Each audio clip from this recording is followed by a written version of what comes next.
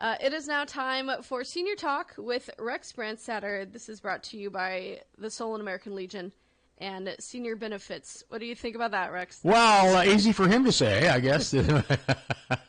Hi, everybody. Thank you, Molly. I just blew in down here at Senior Talk at KCJJ Studios. Boy, I'll tell you, the studios are on the edge of town, and there's nothing between here and town. The corn's down and picked and everything, so it's really a whipping out there, folks. So if you go outside, just look out. It's bright and sunny and cheery. We like that, but, man, is it a going windstorm for sure. Well, folks, that's the way it is. We're going to have to deal with it. As you know, we just deal with it straight up. It is what it is. If we're crazy enough to be here this time of year, well, we have to deal with it. So, you know something, greetings and welcome to each and one of you here to Senior Talk. It's a great day to be here with you and a great day to be a senior. That is absolutely true. Hello to each and every one of you, and thank you for taking time out of your busy day to sit back and listen to Senior Talk, and also those who are what we call senior gonnabes. Maybe not a senior wannabe, but senior gonnabes, you know. Nobody sits around and wants to be a senior, except for the alternative, of course. So senior gonnabes, that's what I like to call yourselves. So I'll do my very best every week to bring a lot of ideas that could cover important aspects of you being a senior or becoming a senior. And we'll have a little time for some history as well. Got a kind of a fun little piece here today. And it's what we do here on Senior Talk. We might talk about insurance. We might talk about Medicare, Medicaid. We might talk about some investments. We might talk about real estate, all kinds of things. I'm only licensed by the state of Iowa to dispense real estate information. Everything else, if I talk insurance, it's because I'm trying to get you to call your insurance man or your insurance lady. If I talk investments or this or that, what you might want to consider, I defer it to you, to your attorney, to your accountant, to a paid professional in that field. I make no recommendations, and I'm just trying to stir up the thought process on your end. Well, I hadn't thought about that. Well, maybe we could do this or that. And I get people call me all the time on all those topics. And I do have a senior line. You can call me at 319-330-5534, 330-5534. And some of these things we'll talk about might not be important to you, but it might be an idea that you could take a couple of your guys down at your coffee shop you hang around with, or maybe some ladies, some of your friends who might, maybe some members of your family. So, you know, I heard this guy talking about this or that. What are you guys doing? How do you handle that type of thing? That's what this is all about. So thank you so much for listening to Senior Talk. My name is Rex Brandstatter, and I'm a 76-year-old real estate broker, and I work mostly with seniors. I work mostly with executors of estates, administrators of estates. Trust departments of banks call me, attorneys call me, CPAs call me, families of seniors saying, mom and dad or mom, you know, we need to talk about maybe it's time for them to move to something a little more compatible for their lifestyle now. And what do we do with the house? What is the property worth? We're doing some things, some planning. What is roughly our property worth? Those are all things you could call me on. Well, Rex, I just got appointed the administrator of an estate. Administrator means there was no will. Here's what are our powers? What can we do? That type of thing, recording in regards to real estate. So that's what I do. You can certainly give me a call under any real estate circumstances at 319-330-5534, 330-5534, and we'll see what we can do. Well, the best thing to do is to grab yourself a sandwich and a nice cold root beer and sit down and see what we can cook up here on Senior Talk. Senior Talk. Like I said, I just blew in, and boy, I tell you, it's really going. I have a winter coat on today. I'm kind of a wussy in this respect. I don't know that it's that cold out, but if you, like always, they haven't said anything about wind chill, but it's a nippy one for sure. Well, you know, we should really kind of look out, but it is what it is. I'm kind of thinking back to my days as a Boy Scout, and you know what they would say on all this stuff? They would say, "Be prepared." So that's exactly right. So if you're going to go out or you're going to go on a road trip or somewhere like that, you need to be careful and look ahead and see what kind of situation you're going to get yourself into. I'm kind of thinking about waiting on Saturday. Wisconsin Badgers play at the Minnesota Golden Gophers. So it's Wisconsin at Minnesota, and Minneapolis is getting a pretty good snowstorm right now. You just heard the weather about Fargo. I have a good friend who lives in Fargo, and he said, you know, I've taken this new job. This was 10 years ago, taking my new job. I'm moving. back to my hometown. I said, oh, good, where do you live? He said, Fargo. And I said, Fargo is a great place except for the winter. He says, well, I can deal with it. Well, I wonder how he's doing today up there. They're getting bombed up in Fargo. So you live in Fargo, you deal with it. So anyhow, I think the Wisconsin at Minnesota game ought to be worth the watch Saturday. If you have time to do that, I'll catch part of it. That's for sure. They play for Paul Bunyan's axe, and whoever wins it, they parade that axe around like Floyd. Everybody. We have Floyd with Rosedale. When we play Minnesota, Minnesota play for the Paul Bunyan's axe. It's about 8 or 9 feet long, great big wooden handle on it. And it is truly a something each school would like to have in their trophy case. Well, we'll see what happens. Well, yeah, tomorrow is Thanksgiving, and that's a rich history of the day and the observance. If you know your colonial history, which I certainly not stand here and say I know colonial history, but I know as much as probably many of you folks, maybe a lot less. Maybe I know less. I don't know. But it's a day steeped in American history and Americanism, and go enjoy it. We're all going to enjoy it the best you can, whatever that is. If you're living by yourself, and just sit down and have a talk with yourself, have a meal with yourself, anything like that. If you're around people, more power to you. Just enjoy it, take it for what it is, and enjoy Thanksgiving here in the United States. Nobody else celebrates it, so it's a truly an American thing like that. I'm just glad we're not having to throw the pig in the fire like they used to back then, and have what they called corn dodgers. Not good. Anyhow, so. Seniors come in all profiles. The married seniors, single seniors, and divorced singles. All those the three styles that I can think of. And what do single seniors say about the lifestyle? What would a single senior say about their lifestyle? And they would say, 35% of them would say we love and enjoy the freedom and the autonomy to do anything, anytime, go anywhere, do anything we want. We don't have to ask anybody, tell anybody, get any permission from anybody. We just go and do what we want. That's the most response. So we're going to call that 1/3 of single seniors say the fact that they like the freedom and the autonomy of being single. 16% of this survey, which was about 3,500 seniors, said the independence. And 14%, we'll just call that one out of five, maybe, the control and their own decision making. So you can see what seniors are up to here. They like their freedom and their autonomy and their independence and the control on their own decision making. They don't have to talk to anybody. Don't have to ask your husband. Don't have to ask your wife. Don't have to ask your kids or anything like that. You just go do whatever you want to do. And 14%, again, no responsibility for others. Lots of personal space and comfort. And I would add something. I would add one in there. And I would add loneliness. And I don't know where that would fit on a percentage there. But there just comes a time that a single person is lonely for something. It may be a certain time of the year. It may be on certain days of the year. Like your family was a big thing every year. You took a vacation over the 4th of July and you missed that type of thing. So I would add that. So those are the things, and I think those are things that are pretty standard, pretty understood there. As a single person, I'm recommending that you might be well advised to work with a financial planner, and the reason for that is, you might be a single person and have a job and an income or some holdings, and there just comes a time. Sometimes you need a little direction. Especially something as important as your money, your health and your money. What else do we have? Some people don't have either one worth a hoot. That's for sure. So I might suggest you be well advised to work with a financial planner, and you could start by going down to your local bank and see if you could talk to a trust officer. What? Not a loan officer. They want to loan you money and charge you. A trust officer. Go to your local bank and bank and trust. Trust me, they have investment people in there, and they would manage your money. Maybe you never considered that. You could ask some of your guys some of the ladies what they do for this. Well, we use Pete Smith. He's been our financial guy for a long time. Or we use Jane Jones, she's been our financial advisor for a long time. Well, I never knew. Well, that's how sometimes you come in contact with some of these people. And what you do is when you go talk to them, you introduce yourself and then you interview them.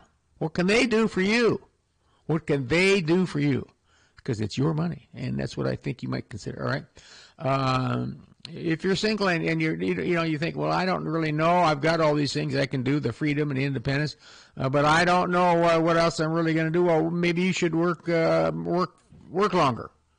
I don't mean during the day. I just mean maybe work another year, or maybe work a couple years, full time or maybe part time type of thing. Just kind of keep yourself in the ball game, we'll call it, by staying on your job, by staying at your company with a different job, by getting a totally different job in a totally different field.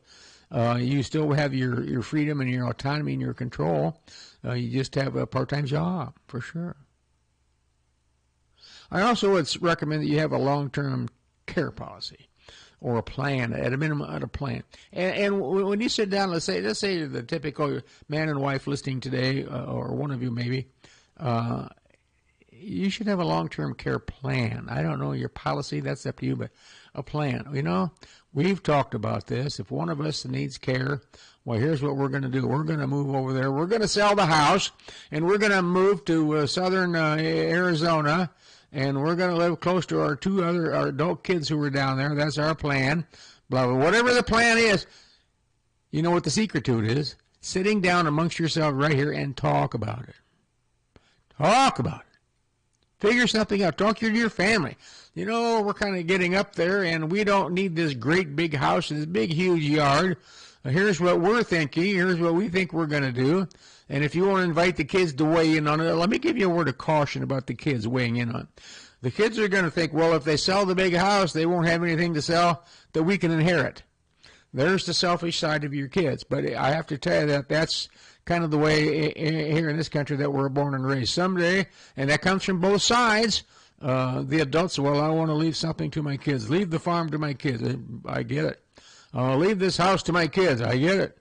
But the kids to say, well, we don't want you to sell because we want to inherit something. I don't like the sounds of that. I told my folks, my brother and I both in the same room at the same time said, we'd sure like it if you left us $1 apiece. We could go get a beer, go get a root beer. We couldn't even do that with $1, I don't suppose, because we didn't plan on them, we didn't count on them.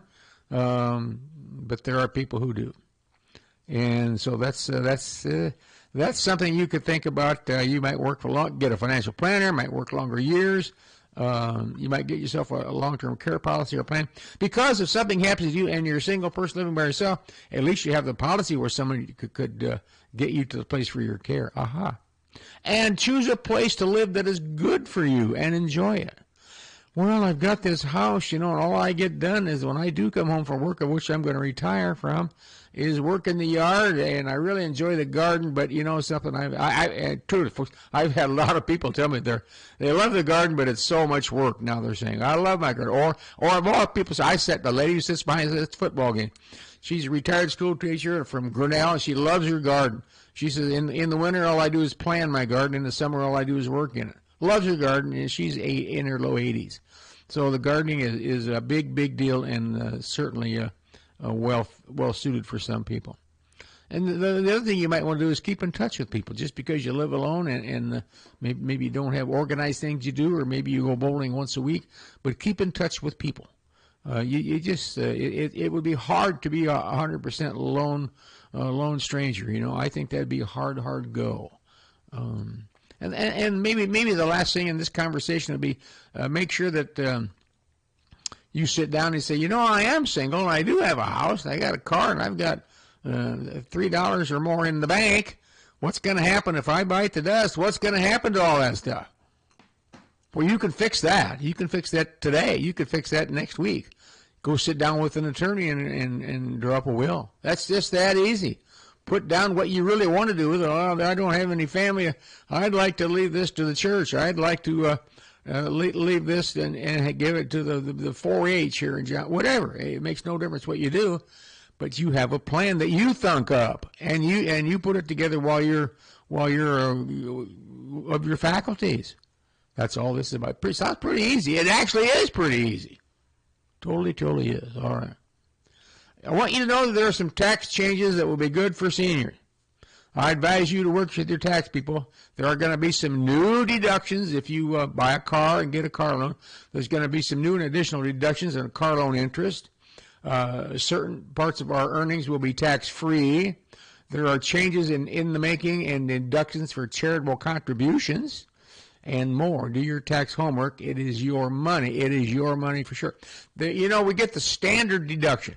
So you make, I'm going to pick a number, $50,000 a year, and your standard deduction is going to go up.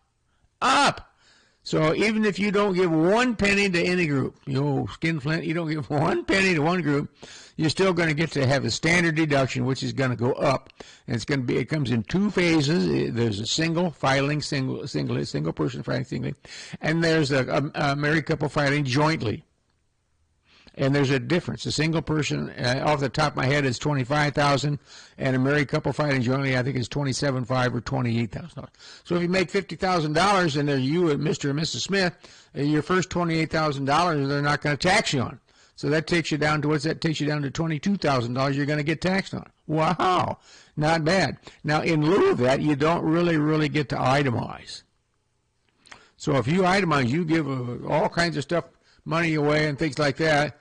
More than the $28,000, you can itemize and say, I gave this to the Boy Scouts, we gave this to the church, we gave this to the Hunters Association, all this kind of stuff. Not Jim Hunters Association, although he'd probably like the check. But whatever association you're in on, you can itemize that if it's greater than $28,000. Now, if you talk to your tax people, you either do one or the other. You don't do both. One or the other, you don't do both. That's for sure.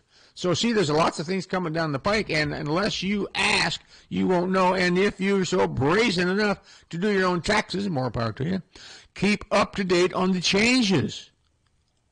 Well, here's what we do. We get the 25. No, it's going to be higher than that. So if you're not informed, what do they call that? Ignorance of the situation. I've never really liked that word. It makes you sound like you're a dope. But the ignorance of the situation, you kind of might be, I guess. I think about that. So. Well, I was online looking at a certain style of snow boots, wet boots, rain boots. I kind of want to upgrade my little fleet there. And now my computer is full of snow boots, rain gears, companies, deals, styles. And all I did was look up one different brand. One brand I heard about. And now I'm inundated with snow boots, for God's sake. Well, a senior man says this. Here's what a senior guy is telling me. Our 2 adult married kids have little of any interest in family traditions and events. Not mom and dad stuff, but in their family traditions and events.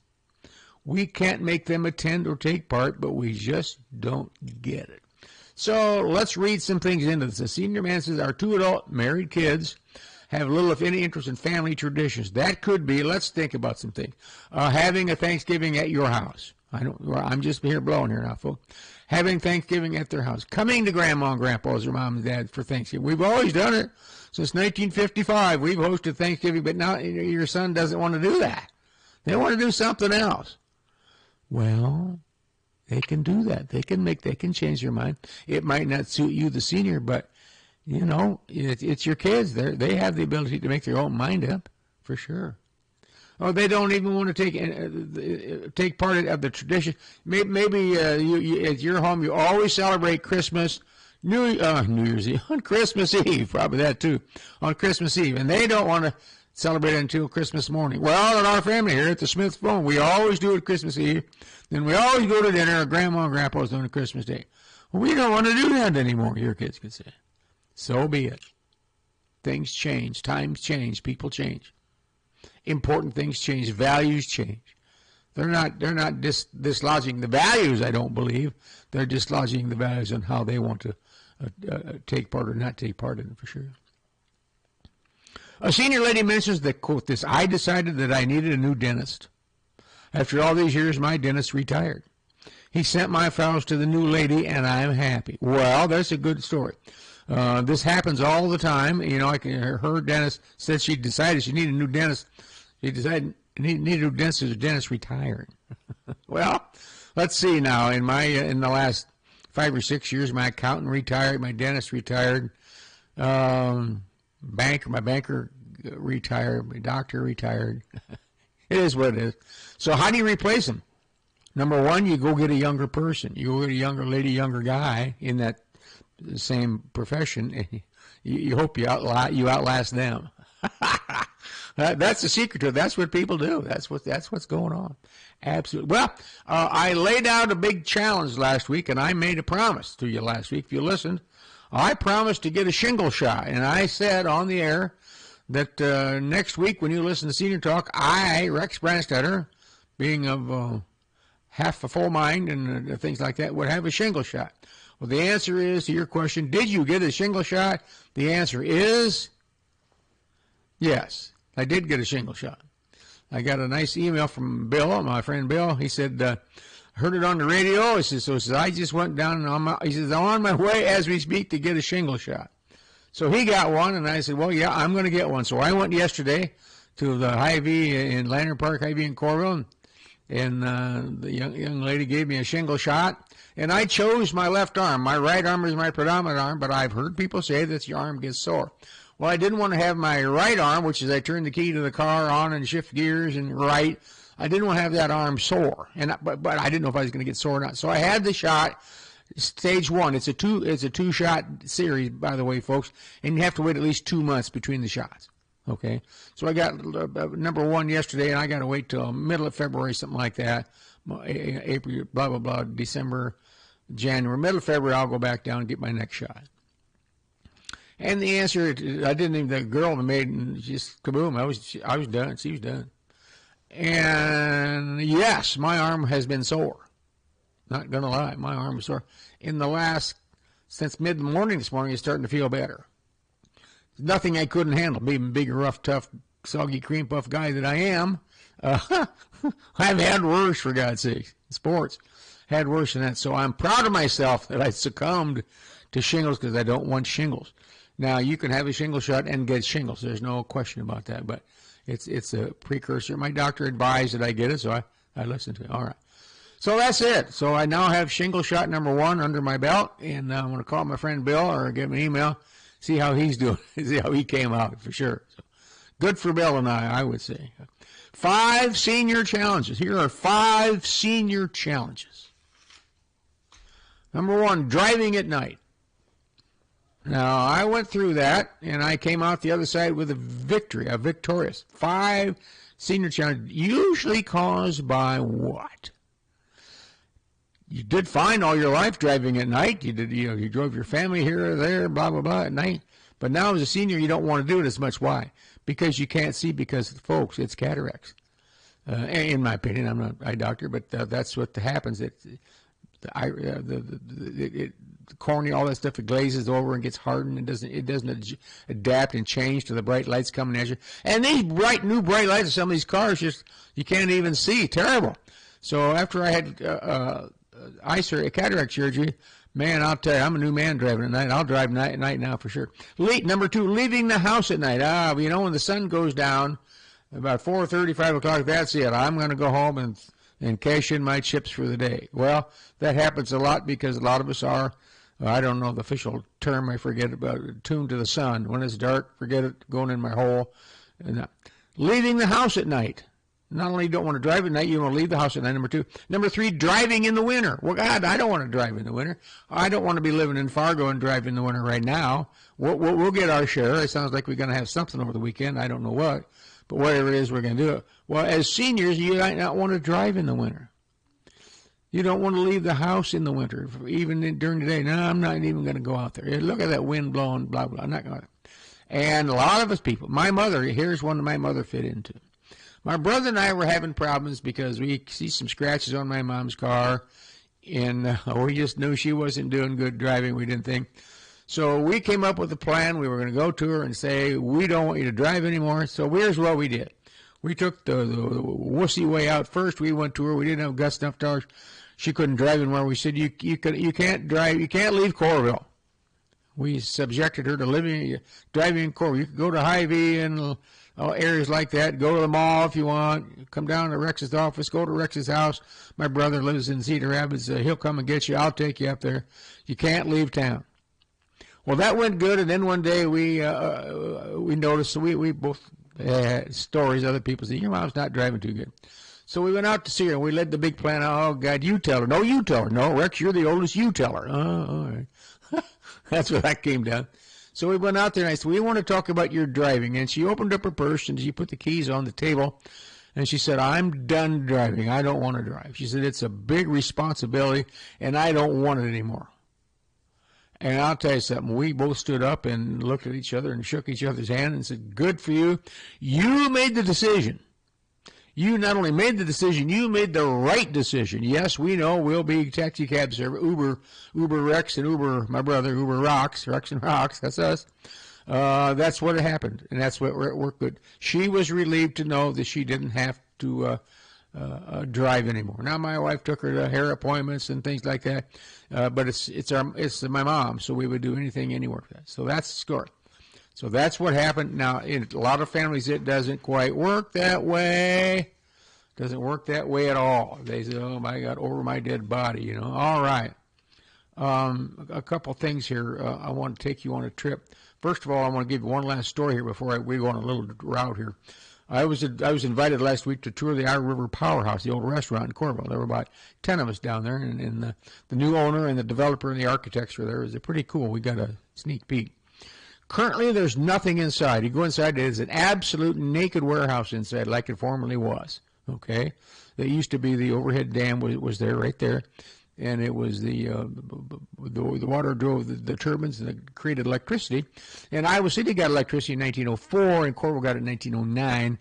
Compliments of that dam, a hydro dam over there. Okay. It's a naked baby inside. Nothing, a big beam, high ceilings. There's new windows, old windows. It's cold, very industrial looking and industrial feeling. But wait, just wait, folks. The plans are exciting. A sit-down restaurant overlooking the bar. You remember the bar at the Iowa River Power Restaurant? The bar where you sit, and well, the bar is there, and the bar backed up to the river. Well, they're going to move the bar across the building, across that portion that's called the wheelhouse. That's the original part. It's going to move over so that more windows overlooking the river. Smart thinking on it. Wow. All right. There's going to be a full bakery. The part that was Flanagan's is going to be remodeled. That section will be remodeled into a bakery. Full front to back bakery, and it's going to have a walk up window. So walk up for hikers, walkers, bikers, car. Get out of your car, walk up. You can go and sit down for sure. But let's say you live on the peninsula, Iowa City, or you're out for a bike ride, and you come across the dam, or you're on a jogging trail. You want to stay. You can stop in there, go to the window, get yourself a root beer, of course, or maybe a root beer and a donut, and go sit on the new chairs and stuff like that. They're going to have overlooking the river. It's going to be a destination. It's going to be cool. Oh, and he said in a year. I kind of shook my head. They're going to have a rooftop restaurant, a place for visiting Big Ten basketball teams to come and have a dinner there after the games and things like that. It's going to be a hotsy-totsy stuff. It's going to be right there in Coralville, right there. And it's been a great, great venue and destination for many, many years around the Midwest. So that's on the way, and I talked to the owner, Mark, and he says didn't put a dollar figure on it, but the early recommendations estimations were $15 to $20 million. Wow. Well, I have a friend. I truly do have a friend. Anyhow, that friend is heading to Grandma's house tomorrow for Thanksgiving, and he said, Rex, I need some really, really good directions. Okay, I said, where does she live? She said, well, she lives down by Stumptown. I said, oh, piece of cake, that's easy. So we were kind of laughing about this. I said, do you know how to get there? He said, well, yeah, I guess I do. I do, sure. All right. I said, here's what you need to do. Just take my directions, you'll get there. Well, ladies and gentlemen, here's how, if you ride with Rex to Stumptown, here's what you're going to go through. A lot of people don't like to ride with me because when they do, it's a history lesson of what I know, the houses I go past and things like that. I drove past the house today, this morning on the way here at 310 South Lucas. Drive over there if you'd like. 310 South Lucas. Now, it looks exactly like it did, only back in the after the Civil War period and built after that.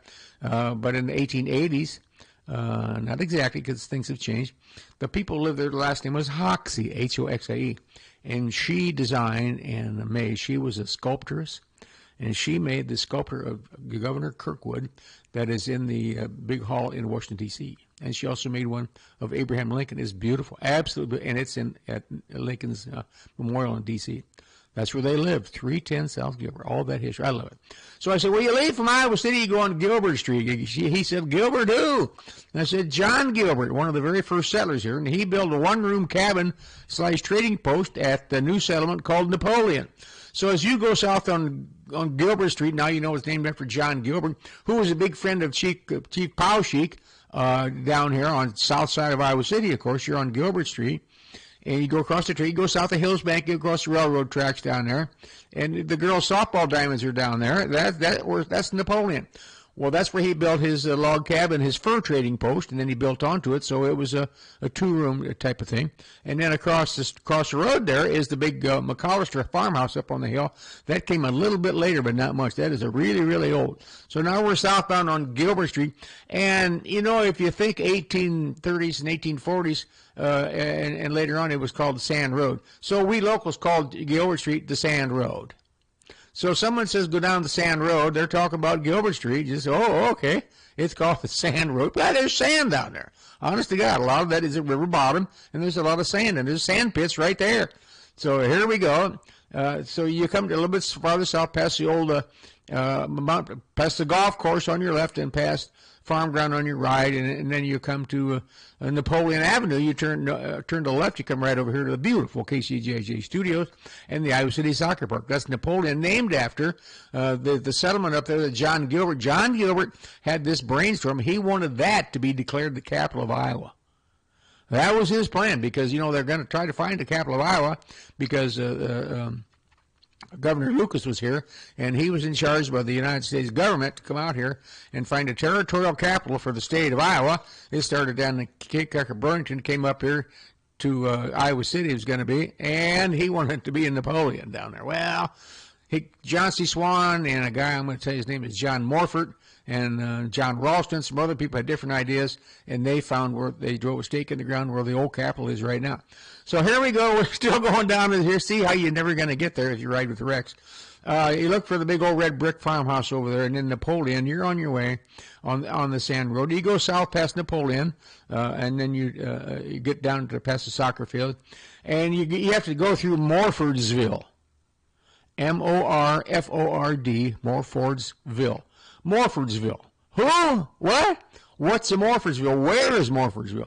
Well, as you go south on the Sand Road, and before you get too far down there, you're going to come to some houses on the right-hand side, and there's a creek there, and it's actually Morford Creek, named after a guy named John Morford, who was a big run-and-gun buddy of Chauncey Swan, John Gilbert, John Ronalds, and people like that. He was a real goer. And that's where he lived, down on the river bottom down there, called Morfordsville. So you go through Morfordsville, and then you come to what they call the Hills Blacktop. You figure out why they named it the Hills Blacktop. You can figure that out. Okay, just go across the Hills Blacktop, keep going south, and when you get farther down south there, you're going to notice that the Iowa River is right alongside your car, just about. So you get to Highway 22. Highway 22 is a really, really busy place. And you go south on 22. Here's the secret. Go south across Highway 22 on the gravel. You are closing in on River Junction. And River Junction is now a county park where you can launch your boat and have a picnic. But River Junction in its day had office, business, a little bitty downtown. They had big, had office buildings, red brick buildings, and there was a doctor there, was a pharmacy there, all kinds of things back there. But that's there. You are now at Stumptown. You're at River Junction, also known as Stumptown.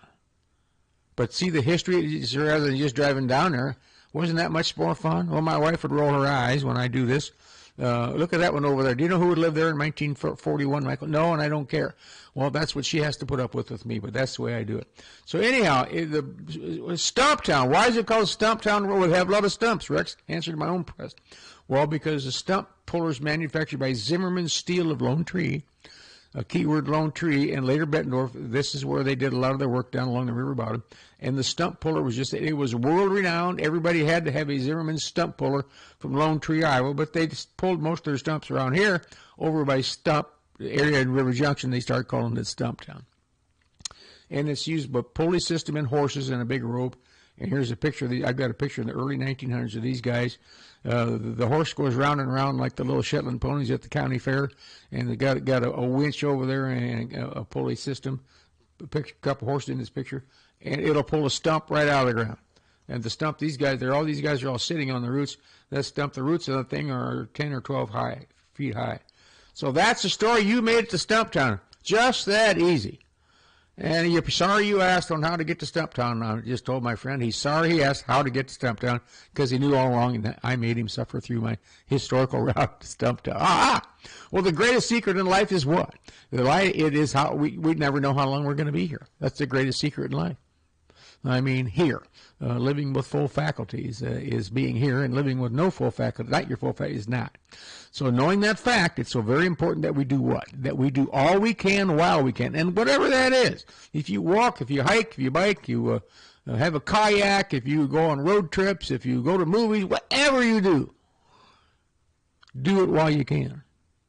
Because too late may come too darn soon. Oh, I can't walk anymore because I tripped and fell and broke my ankle and I won't be able to walk anymore.